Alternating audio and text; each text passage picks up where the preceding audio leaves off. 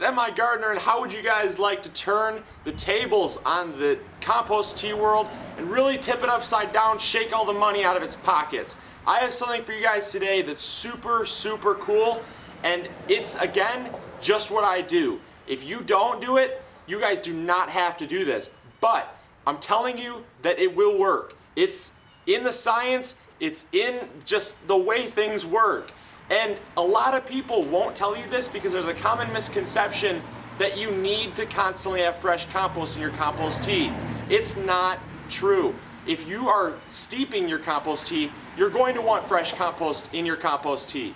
But if you're brewing, like the setup that I have behind me, you do not need fresh compost because you're simply taking out the bacteria in the soil, bringing it into the water, and then you're enhancing the water with the bacteria.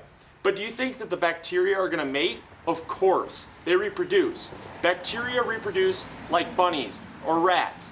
They do what's called a snowball effect or exponential growth. They grow as much as the environment allows.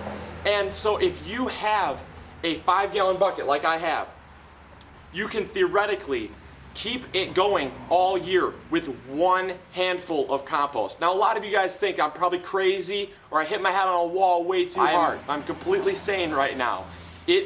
All it does is it just takes one handful of compost, and all you do is keep the aeration, keep the sugars, but the main thing that you have to have is time. If you want this to work, you need time. A lot of people are impatient, and I get that. That's a common thing for a lot of people, is they want it now.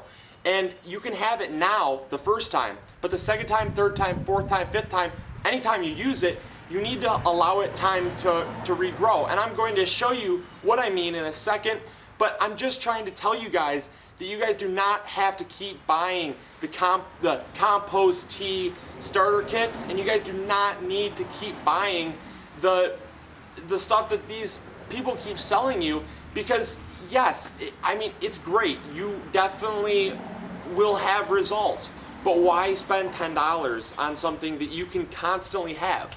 Because have you ever heard that you don't drink the water in Mexico? It's not that it's clean water, it's that there's bacteria in the water. And there's bacteria in this water. Any water that does not have chlorine in it has bacteria in it. That's why there's no microbes alive in city water. That's why you have to let it air out for 24 hours to get the chlorine out of the water so you can make compost tea. Otherwise, it'll kill them. So anytime you don't have that brown liquid that they say is perfect for compost tea, that's not totally true. The brown is only because the microbes are in the soil, and the soil is in the water, making the water brown. It doesn't mean there's not bacteria in the soil, or bacteria in the water. And that's the thing. That's why you're brewing compost tea, is to get the bacteria into the water. So now I'm going to show you exactly what I mean and how you guys can kind of create this setup so you guys can brew compost tea year-round with just one handful of compost. Now what I have here is a 5-gallon bucket filled with rainwater. That's why it's kind of yellow and dingy. It has nothing wrong with it. You stick your bubbler in. Now you might need to weight these ones down. I'm going to get a weight, I'm going to put those down so I can show you the true effect of how it should look. Okay, so what I've done is simply just taken a spring and attached it to each side. This is just kind of makeshift, but as you can see here, I just took a spring and I took the end like this, took the end like this, so it comes down, kind of makes a T-bar almost. Then I just submerged it in the water and called it a day. All you need is those micro bubbles. Now you have the micro bubbles. If you're using city water, keep this bubbling for 24 hours, get the chlorine out. Now, what you do is take your one handful of compost. I swear to God, I'm not lying to you at all. Just get that compost in the water. You can also use a tea bag method with a nylon stocking. It does not matter. The bacteria will get in there. Now you take your sugars. Now, also, I forgot to tell you, this is well-aged compost. I made it last year. It's rested all winter. Now you take your unsulfured molasses. If I can get it open here. Your molasses is your sugar source.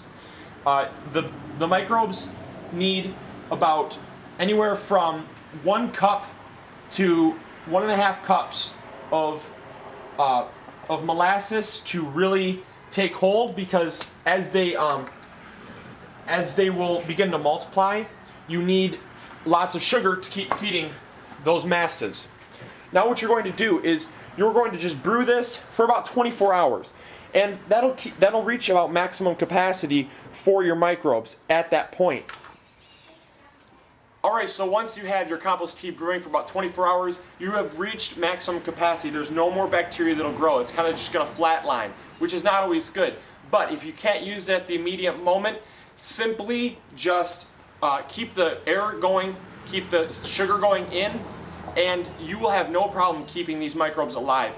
They will do just fine. A lot of people think that they'll die if they're in the water for too long. That's why they're in the water in the first place. They will do just fine. They're not going to drown. They're fine.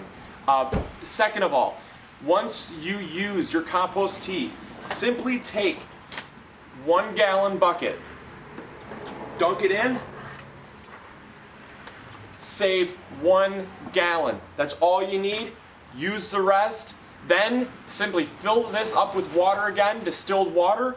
Put the 1 gallon bucket of already brewed compost tea, dump it back in the bucket. Then you have more room for the microbes to continue growing. And if it's clear, remember, there are still microbes in it. There are billions, if not trillions, of microbes in the water, even when it's clear. If you look at it under a microscope, you'll see them. They're in there. And that's all you're brewing the compost tea for. Now, when you use the compost tea and you refill it up, make sure to add 1.5 to 2 cups of sugar. You can never really have too much sugar. In a way you can, but reasonably you cannot have too much sugar. You'd rather have too much than too little, because it allows for microbe growth. So I hope you guys have enjoyed this video. Hope you guys will try it. Tell me in the comments box below whether or not you brew or steep your compost tea, or if you have kind of maybe been persuaded to do brewing over steeped. So I hope to see you guys next week. Thanks for tuning in, and as always, remember to grow big or go home. See you, YouTube.